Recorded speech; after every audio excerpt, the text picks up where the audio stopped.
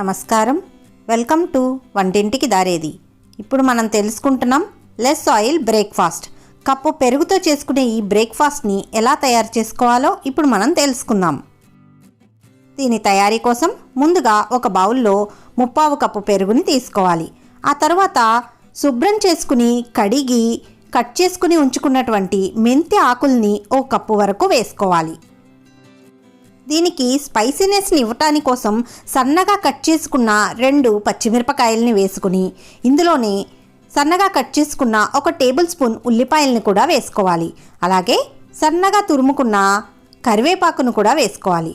ఇంకా ఇందులో ఫ్రెష్గా దంచుకున్న అల్లం వెల్లుల్లి ముద్ద 1/2 టేబుల్ స్పూన్ వరకు వేసుకుని సన్నగా తరిగి ఉంచుకున్న కొత్తిమీర తరుగును కూడా వేసుకోవాలి.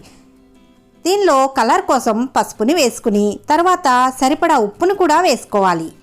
వీటన్నిటి తర్వాత ఇంకా స్పైసీనెస్ కోసం 1 table spoon red chilli flakes, అలాగే జీలకర్ర 1 టేబుల్ స్పూన్ వరకు వేసుకోవాలి. తర్వాత 1 టేబుల్ స్పూన్ నువ్వుల్ని వేసుకుని వీటన్నిటినీ కూడా ఒకసారి బాగా కలుపుకోవాలి. మనం వేసుకున్న స్పైసెస్ అన్నీ కూడా పెరుగులోకి మంచిగా కలిసిన తర్వాత దీనిలోకి 1 కప్పు బియ్యపిండిని వేసుకుని ఇందులోనే కాచినటువంటి ఆయిల్ని 2 టేబుల్ స్పూన్ల వరకు వేసుకోవాలి. ఇలా వేసుకున్న తర్వాత దీన్ని చక్కగా కలుపుకోవాలి. అవసరమైతే ఇంకాస్త బియ్యపిండిని కూడా వేసుకుని దీన్ని ఒక సాఫ్ట్ ముద్దలాగా కలుపుకొని పక్కన ఉంచుకోవాలి. మనం కలుపుకునే ముద్ద మరీ సాఫ్ట్గాను మరీ హార్డ్గాను ఉండకూడదు. సెమీ సాఫ్ట్గా చక్కగా కలుపుకున్న తర్వాత ఒక పాలిథిన్ షీట్కి ఆయిల్ని అప్లై చేసుకుని మనం కలుపుకున్న పిండిలోంచి ఒక చిన్న ముద్దని తీసుకుని చూపించిన విధంగా షేప్ చేసుకోవాలి.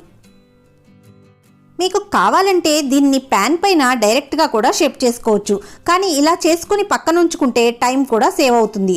తర్వాత ప్యాన్ని వేడి చేసుకుని వేడెక్కిన ప్యాన్ పైన కొద్దిగా ఆయిల్ని వేసి స్ప్రెడ్ చేసుకోవాలి. ఇలా స్ప్రెడ్ చేసుకున్న తర్వాత ముందుగా మనం ప్రిపేర్ చేసుకున్నటువంటి ఈ రోటీని దీనిపైన పెట్టుకోవాలి. జాగ్రత్తగా ప్యాన్ పైన పెట్టుకున్న తర్వాత పైనుంచి కూడా కొద్దిగా ఆయిల్ని వేసుకోవాలి. ఇలా వేసుకుని మూతను పెట్టి 2 వైపులా కూడా 2 నిమిషాల పాటు చక్కగా ఫ్రై చేసుకోవాలి.